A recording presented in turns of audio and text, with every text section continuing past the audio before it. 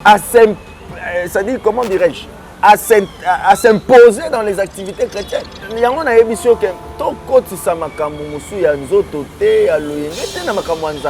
na commenté sur ce qui est arrivé avec notre pasteur que je respecte beaucoup, mais je précise pour la mutuna na yo.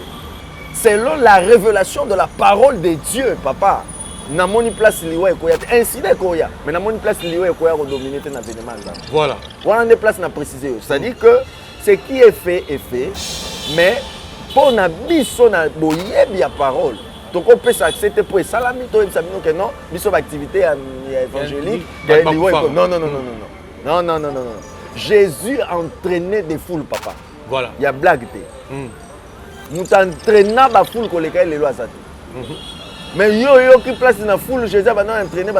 Non. Comment tu vas changer chronogramme? Satan azolinga à côté ça, makamusu na makamanzambe biso pe basala nzambe to nima yango. Na boyi yango liwa.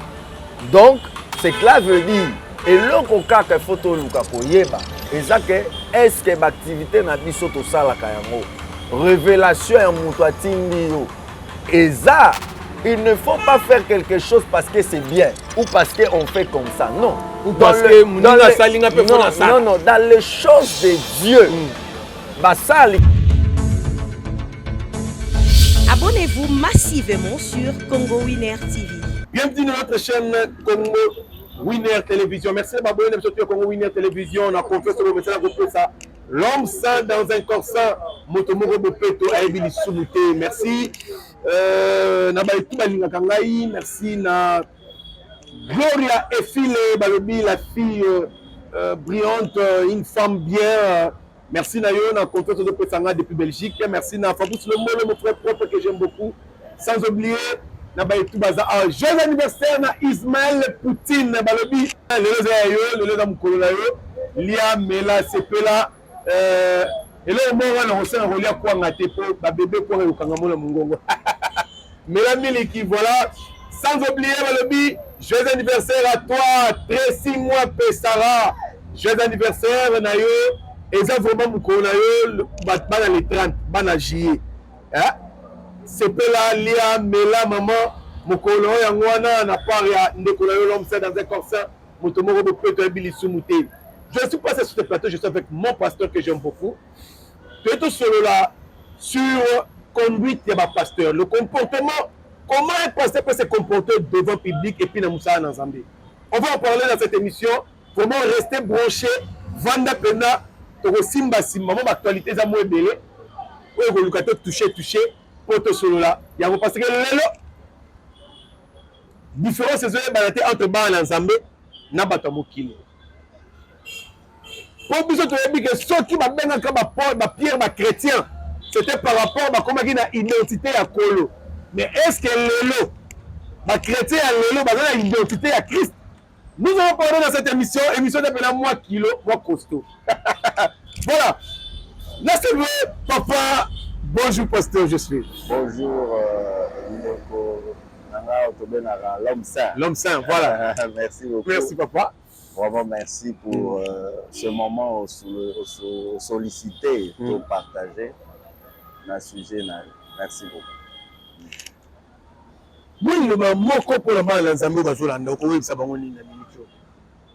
Bon, liloba kolobezaka que peuple de Dieu, tout campi qu'on a condima. Parce que biso babengi biso bandimi yankolo, hein, bandimi yankolo. Na pesa explication moko na définition moko compréhensive simple na kilelo nde tolobaka. Voilà. Babengi biso bandimi. C'est-à-dire musana biso za ya kondima. Mais tozwa risque on ndimela nzambe tomona na tête aussi maté. Voilà. Et toyoka kaya à travers basali na ye. Donc risque munene yango wana, mais risque wana pe eza recommandation à Bible. Voilà. C'est-à-dire que tu reconnaître que nzambe aza réel. Et Toyi Kampiko, malgré la épreuve, malgré la situation, la conjoncture, malgré ma communion, c'est là qu'on a ce peuple de Dieu, étant pasteur, étant serviteur, et aux alaka pour sensibiliser sur l'évangile, la foi en Christ, que attendez-les, oyo nzambe alaka mpona yo ekokokisama. Ok. Voilà, c'est ce que je peux dire en résumé. Amen, merci pasteur. Nayambi yo poto solola sur les comportements ya bana nzambe. Okay. La manière bana nzambe baza ko se conduire lelo. Ce qu'on t'a en général oko koloba nini? Est-ce que lelo identité ya Christ était pas la biso ou ezate? Bon, nalingo préciser moi moké na mutuna na yo. Parce que non, je parle d'abord en je parle d'abord en général. Okay, j'ai bien dit en général. Na keno na basalité te bandimité. Non, non. Je parlais en général. L'introduction to sola. L'introduction au lobby basali nzambe. Na lobaki basali na bana na nzambe. Ah d'accord, merci. Yango mona bandi en général. Non, il y a pas de problème, c'est une question. Voilà. Comportement ya bana ya nzambe na ko bisoka que ils are normal. Ok, parce que tozo ko sala effort etant bana nzambe ya kokende vers la perfection. Ebetsa oli bakute soki na kati ya bana nzambe misusu nani bayeto ami malamu te. Voilà. Yango wana eza na responsabilité na biso eta banganga ya nzambe na sala ya nzambe ko soutenir ba oyo nani bakoli te na ko exercice ya kondima ko pesa bango oyo eza d'enseignement pour évangéliser bango, pour enseigner bango, pour faire la foi chrétienne, afin que bazwa ba édification par la prédication. Parce que le rôle de l'église ou la responsabilité n'a biso ba pasteur ezalaka pour évangéliser, pour enseigner et pour prêcher. Ok. Donc ça dit il faut que quand est-ce qu'il faut évangéliser, quand est-ce qu'il faut enseigner et quand est-ce qu'il faut prêcher, qui évangéliser, qui enseigner et qui prêcher. Quand on arrive à faire, pour harmoniser en fait, nous ça là, dans la piste wana, nous on a que permettre la croissance des gens. Donc et bien ça on va coûter. Ce qui est là, n'a pas que le bâtiment effectivement, tous les gens chrétiens, dans les bazar belé, gloire à Dieu. La plupart dans la République démocratique du Congo, majorité les chrétiens, nous sommes pays laïcs bien sûr, mais christianisme donc ils ont un pourcentage élevé. Mais malgré que le christianisme est un pourcentage élevé, nous ne pouvions pas refuser, être sincères pour dire que effectivement il y a encore des lacunes. Il y a encore des lacunes. Ça, c'est une réponse sincère. Et s'il y a des lacunes, c'est anormal. Parce que nous ne sommes pas encore dans le sifflet final. Voilà. Donc, tout ça, nous, pendant que le temps oui, tout comme on attend de la faire selon le chronogramme et la parole. Mais cela ne veut pas dire que c'est anormal que les chrétiens vont poser des problèmes. Non. C'est normal par rapport à l'église est belé, les pasteurs sont belé, les mutazo sale la musala na ye. Pendant maintenant na côté ya pasteur na yoka que pesa ke le mot biolo bakiano lobi, c'est à vous de pasteur d'enseigner, de prêcher et puis d'évangéliser. Mais aujourd'hui les comportements maintenant ya bino moko basali. Comment tu trouves? Bon, moi je te dirais que s'il faut parler du comportement, en tout cas, dans le comportement, la mission basali est en bien. Non. Je me justifie. Merci. Au moins, il y a un mission pasteur. D'abord, ils ont un peuple de Dieu, excusez mes enseignements, mais moi voilà. J'aime être pédagogue. Dans le déplacé parce que comportement, il ne faut pas aborder un sujet sérieux. Oh, Moutaolanda biso za posa acquérir quelque chose. À mon quoi na eka kolobaloba non. Non non. Na ebi na eki salon, osengi to partager moi muké pour la édification, je bénis le Seigneur pour ça.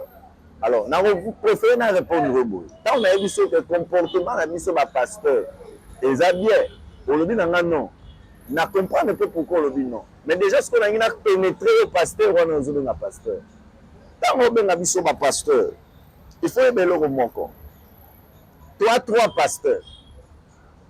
Ok.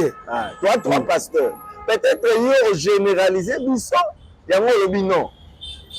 Mais biso moko kati na biso, na préciser que trois catégories de pasteurs. Il y en a qui sont pasteurs par recommandation. Il y en a qui sont pasteurs par vocation. Il y en a qui le sont par appel. Il y a un moment où on a consécration, on a consacré, on a ordonné. Il y a des nuances. Bino bandimi to bananzambe tant botala biso besoin peut-être tenter à koyeba domaine na biso wana et fonctionner à lolenge nini. Il n'y a pas un désordre en fait. C'est vraiment regrettable aujourd'hui que biso domaine na biso par ignorance certains nous jugent par défaut. Au moment où peut-être ils ont pas manque d'information mais na autre préciser. C'est vrai que nous sommes des pasteurs. Pasteur veut dire berger, encadreur, moutazo kamba, batuna katia église. Église est ça, ensemble des gens réunis quelque part. Baza réunis autour, il y a une méthode, une pratique pour révérer un divin. C'est ça une église, ça forme une église. Alors, moutazo kamba église, ouanazo kamba, batouan des pasteurs, babé. Alors, quand vous avez un pasteur, c'est que tu as trois catégories. Il y en a qui les sont par recommandation, il y en a qui les sont par vocation, il y en a qui les sont par appel, par vision. Parce que le monde est maintenant wana. Mais ça m'a maintenant de différence, ça fait que les personnes si j'ai mon question mon anango et le matanga la mutema na kangango. Bao baza différence là entre les trois pasteurs. Oui, c'est-à-dire que Namanda le Babo appelé Toza là-bas, au bazar appelé, Bao bazar recommandé, Bao bazar pasteur par vocation. Voilà. Alors, différence c'est ça par rapport, et moi on en aura plus par rapport à Essalé. Essalé, ok. En mon dit, Moto Hazard recommandé, c'est-à-dire Hazard n'a pas juridiction, il y a un supérieur, comme un apôtre ou comme un visionnaire. Toujours mon l'église, nous sommes la communauté. La visionnaire bazali.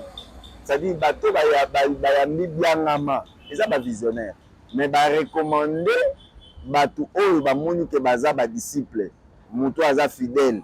Moi na bali o alandi, c'est-à-dire un pasteur a la responsabilité de recommander quelqu'un à l'exercice. C'est-à-dire que Bible lobby et la maison monnaie basali baza monté. C'est la parole de Dieu qui le dit.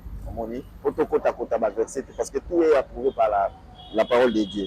Mais seulement, le coup là, la maison mounene, basal bazamuki, mais biso, toko kolobake, musala nzambe pona épanouissement, croissance et évangile, il peut élever d'autres pasteurs après les avoir éprouvés par un encadrement. Il peut élever et il recommande. Alors, il doit rester sous juridiction d'un maître. Comme un père. Un père, oui, mais comme un maître aussi. C'est-à-dire que la communauté a été, l'église a été dans le sens, dans le terme dans le sens que l'initiateur, le visionnaire. Il doit rester sous couverture du dirigeant. Voilà. De la personne qui dirige. Il en est de même pour ceux qui sont devenus pasteurs par vocation. Hazard a vocation, on a que ça la théologie, a que ça oui. Et il peut aussi devenir pasteur de vocation. Hein? Prêtre, on t'a là comme un sang, à quel petit séminaire, comme prêtre. C'est comme une par recommandation ou par vocation. Mais il y a aussi, parce qu'au moins même dans l'école catholique, les prêtres ont recommandé certains brebis pour qu'il y ait des petits séminaires, comment peut être prêtre. C'est-à-dire, comment par recommandation. Prêtre azanganganzam. Après, parfois, valeur, qualité, caractère, discipline aux anangos. Il peut te recommander pour le bien, le bien du royaume, pour le bien, il y a œuvre de Dieu. À recommander au comme penganganzam. Maintenant, bisomi satouana na utikosité, toza na esa le linenge mokoti. Et par rapport à la royalité, je prends l'exemple de la Bible. Nanya Bengaki les 12 élevés devant l'ensemble comme des apôtres. Voilà. C'est-à-dire il les a recommandés. C'est lui qui a fait le choix. Il les a appelés, suivez-moi. Ok? Et il les a recommandés, présentés devant lui. Bah, combien par vocation? Parce que parmi à mon côté, Azara qui n'a désir un jour, à comme apôtre. Non.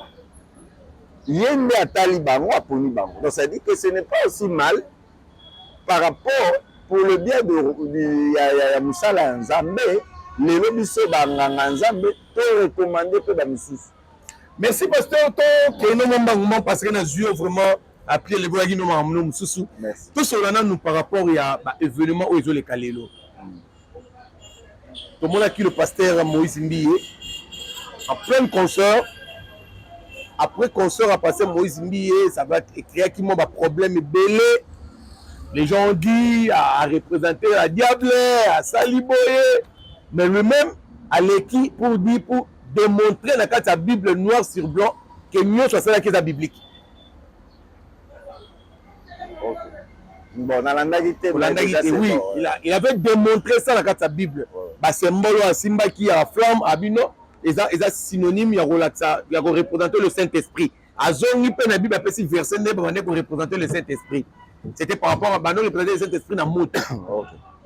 Il y a un moya Simba moto, exact. À Simba qui flambeau, c'est synonyme, il y a moto pour ressusciter le Saint-Esprit. Là, on passe. Maintenant, on vient là, juste là, et tout le monde, le pasteur Mike Kalambay. Est-ce que tu as suivi ce concert? Bon, je n'ai pas suivi toute l'exclusivité parce que mais les extraits quand même. Ah ouais, les extraits, oui, parce que Hazard quand même a pu terminer dans Moka. Voilà. Et puis c'était un homme de Dieu que je respecte aussi. Donc, vraiment, coup de chapeau et félicitations pour le pasteur Moïse Mbiye, pour le pasteur Mike. On a bien avec frère Mike, parce qu'il y a un pasteur. Donc, mais tout le monde. Mais est-ce que vous pouvez me dire les abonnés? Déroulement. À votre compte, nous avons sujet et la moussimo mito batomouké. Et mon pasteur Mike n'a pas ensemble. En plein concert, a félicité Bawera, héritier, Belgington, Fali vous n'a pas m'a félicité n'a Fali. Bah nanza monsieur ba beza bonzambete, ba monsieur ba beza bonzambe. Bon, na osungayo, on a comprendre inquiétude na yo. Bien que hospitalité peut-être totalement, mais ce que nous avons dit, aux zones Samaï. Maintenant, nous avons trois réponses. Mais trois dernières réponses, il faut la malam. Première réponse, nous avons en dépit d'être tout pasteur, Aza d'abord mout. Ok? Aza mout. Aza censé aller avec Sabatou, yes, mais ami avec Saté. Voilà. Donc, et ça va parfois m'a beaucoup pété. Si au moment que pasteur n'a pas respecté un jour, ou arrivé au moment à quoi ça mine le moko boneti, à lever le mot bonasa kanda et tout ça ôté. Parce qu'il faut y que Azam se kande comme ça la dégué moko boako peut déplacer parole. Mais ce n'est pas dit que allons pasteur pour ça, non. Ok? Azam donc il faudrait l'aider. Deuxième réponse dans mes amis. Et ça que mutu na musala oyo ya nzambe ayebi place à telemi ayebi pe oyo ba conviction na ya musala ezotindika ye mais seulement conviction wana il faut aller prouver parce que soubassement na biso na nyonso to ça des paroles de Dieu. Amen. On a place na Lazare. Voilà. Na pas molinza meningo lobi que mon pasteur, le pasteur Moïse Mbiye, qui est notre pasteur.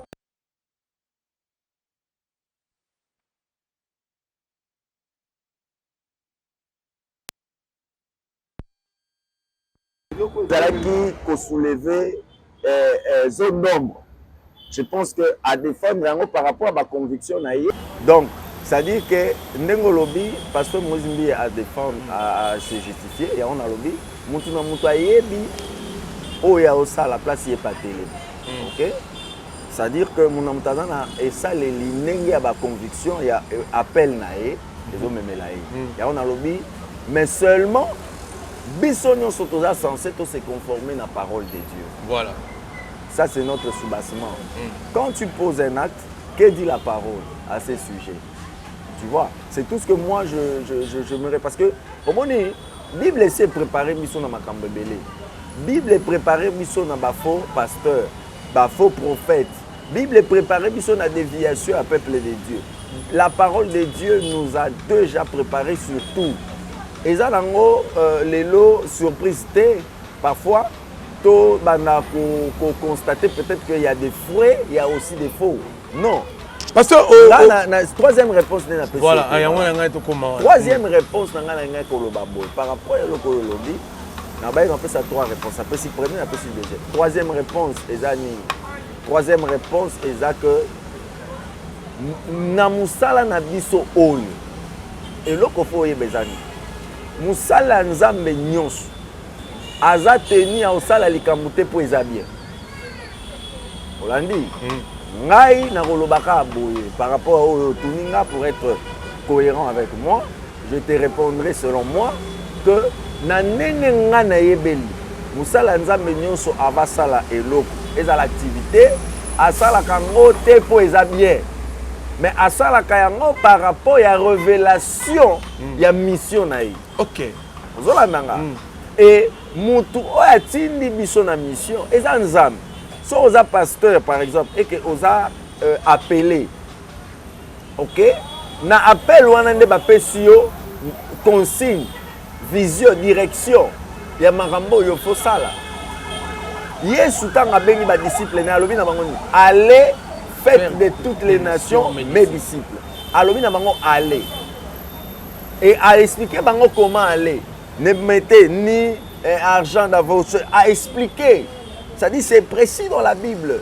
À expliquer bango même que so boké place ba yambi binote bon pour la makolo. Ça dit que a yebisi bango aller atalisi bango pe lolenge ya kokende. Quel comportement adopter bisika bazo kende? Quelle attitude avoir? Et qu'est-ce qu'il faut faire même?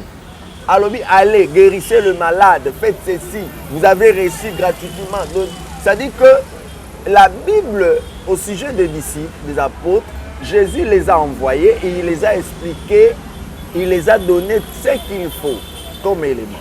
Donc, Moutounion son Zamba Bengaka a pesakaye comment? Ozolanda. Ce qui même aux a passé, aux a recommandé. C'est-à-dire, aux a la katia doctrine. Aux a la katia, il y a communauté mon corps. Communauté, on est en vision.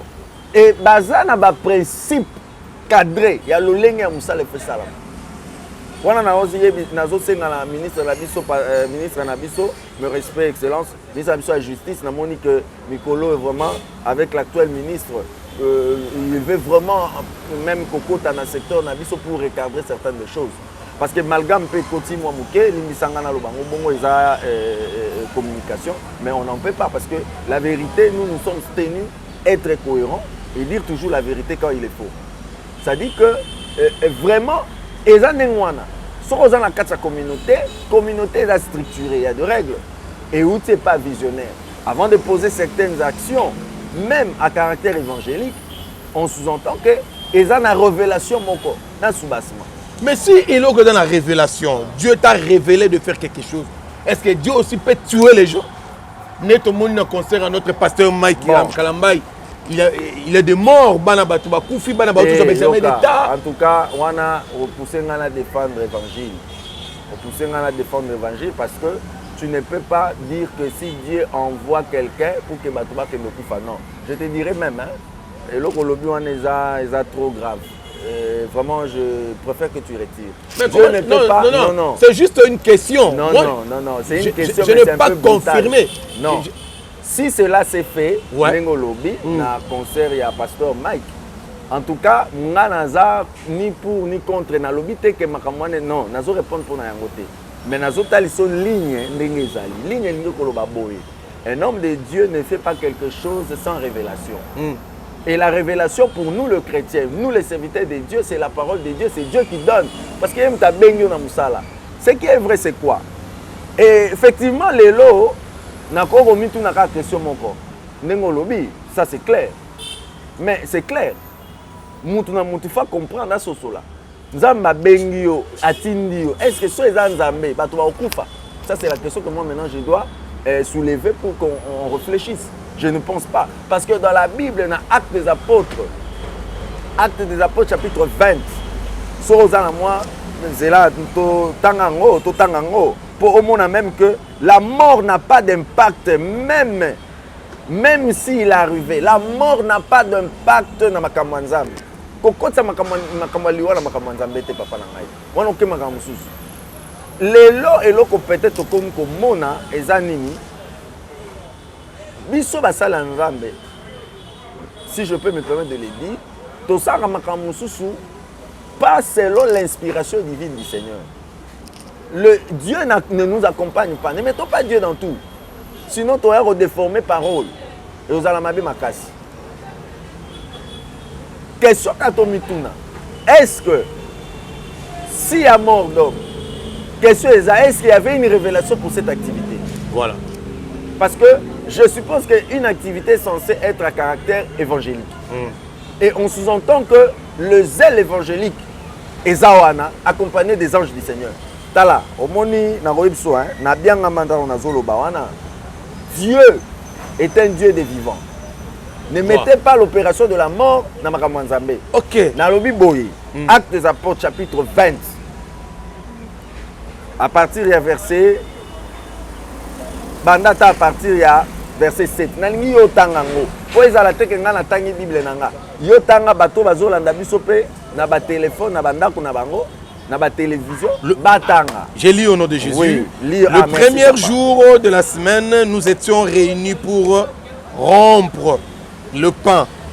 Paul, qui devait partir le lendemain, s'entretenait avec les disciples et il prolongeait son discours jusqu'à minuit.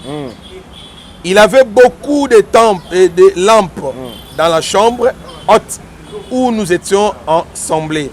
Or, un jeune homme, Itushi, nommé Itushi, qui était assis sur la fenêtre, s'endormit. Mauvais emplacement. Voilà. Ok? Soulignez bien, assis sur la fenêtre, une mauvaise emplacement. Ok? Endormi aussi. Adolala. S'endormi profondément pendant le long discours de Paul. Entré par le sommeil, il tomba du 3e étage en bas et il fut relevé mort. Akoufi sur place. Les incidents dans des activités de masse peuvent y arriver. Voilà. Il n'est pas dit que ceux qui ont ces activités évangéliques, non, un incident peut arriver. Voilà. En tout cas, non, il ne faut pas en vouloir aux hommes de Dieu quand il y a une activité et qu'un incident est. Non, parce que Paul pas Koutanaka. Paul a Koutanaka. Mais seulement, voilà. Pour continuer. Mais Paul, étant descendu, se penchant sur lui et le prit dans ses bras en disant, ne vous troublez pas, car son âme est en lui. Voilà. Quand il fit remonter, il remplit le pain et mangeant. Et il parla longtemps encore jusqu'au jour. Après quoi, il partit. Le jeune homme fut ramené vivant. Et ce fut le sujet d'une grande consolation. Le sujet d'une grande consolation. Papa, Paul a 4 activités n'a été pour lui. A continuer. A MC Bango, am na ezakati na. Et Bible l'habitant voici ici. A kenae. Le jeune homme fut ramené de chez lui vivant. C'est-à-dire que la mort n'a pas à c'est-à-dire, comment dirais-je, à s'imposer dans les activités chrétiennes. Voilà. Yo, yango na émission que to kotisa makambo musu ya nzoto te ya loyenge te na makambo nzambe. Wana eza amalgame. Na commenté sur ce qui est arrivé avec notre pasteur que je respecte beaucoup, mais je précise pour la mutuna na yo que quand nous tenons faire les choses selon la révélation de la parole de Dieu, papa. Na moni place liwa ekoya te incident ekoya mais na moni place liwa ekoya redominer te na événement nzambe. Voilà. Voilà des places na préciser. C'est-à-dire que ce qui est fait est fait. Seul Dieu peut nous donner de la lumière.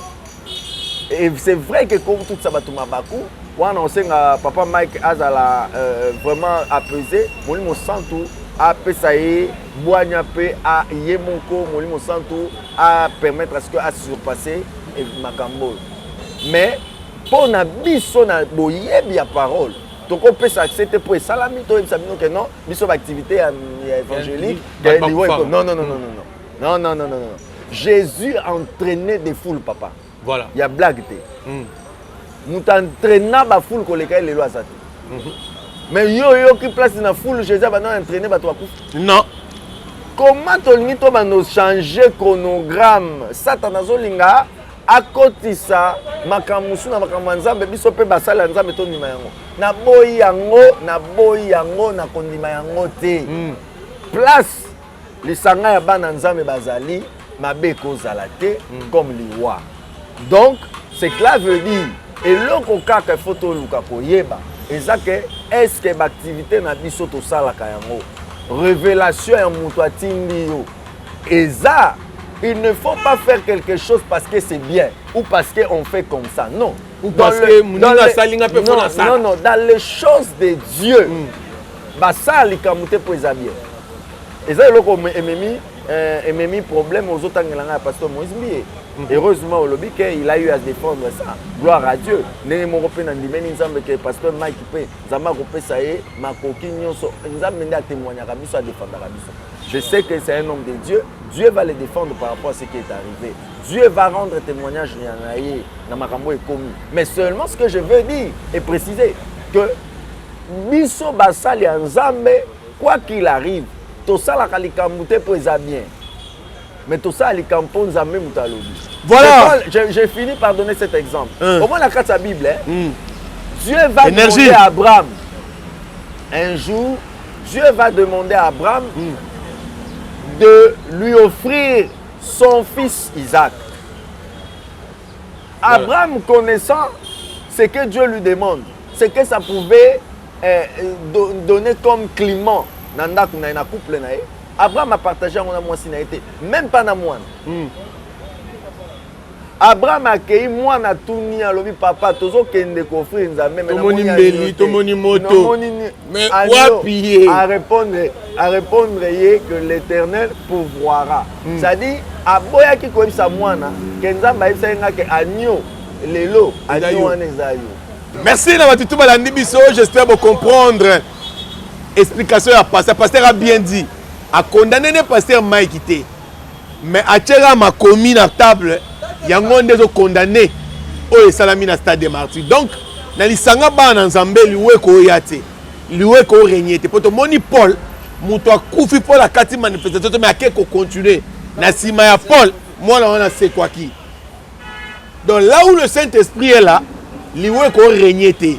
Merci à bato tout batali biso, merci na Hervé Bossitapen, Adida Lumumba derrière la caméra. Merci à Mama Sarah Kabunji, la surnaturelle. Merci à yo maman. Merci à tout la Nibiso. Tokutani Mbala Sima. Allez, ciao. Abonnez-vous massivement sur Congo Winner TV.